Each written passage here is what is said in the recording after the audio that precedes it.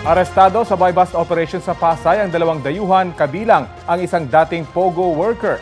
Bistado rin karamihan sa mga bumibili sa kanila ng droga ay mga dating POGO worker. Balitang hatid ni Nico Wahe. Sa parking lot ng isang mall sa Pasay City na corner ng mga otoridad ang dalawang foreign national na ito na umano'y nagbebenta ng hinihinalang shabu. You are arrested for violation of RA 9165. Isang Malaysian at isang Chinese.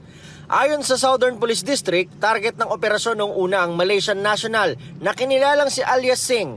Based dun sa ating confidential informant, siya talaga yung malakihang nagbabagsak sa kanyang mga kapwa Chinese, ganun din po dun sa mga Nigerian nationals na nakatira dito sa mga condo units sa sa Pasay at sa Parañaque. Sa pamamagitan daw ng kanilang informant, napasok ng mga otoridad ang grupo ni Alias Singh, kaya nakapagkasa ng buy-bust operation.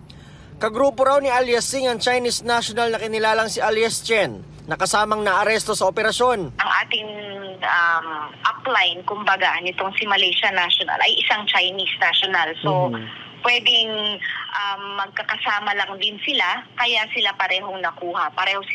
Sabay silang kumuha dito sa kanilang upline na Chinese national. Kaya pareho silang nalambat nitong ating mga operatiba.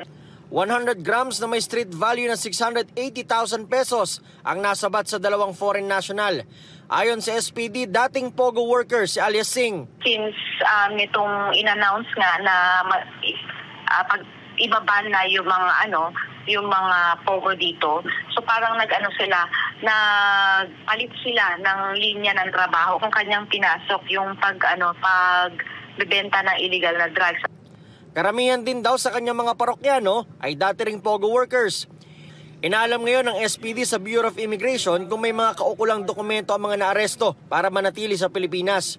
Hawak ngayon ng Pasay Police ang dalawa na sinusubukan pa naming kunan ng pahayag. Nico Wahe, nagbabalita para sa GMA Integrated News.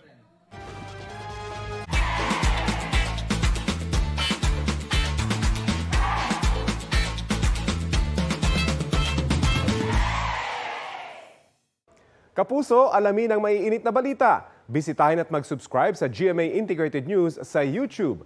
Sa mga kapuso abroad, samahan nyo kami sa GMA Pinoy TV at sa www.gmanews.tv.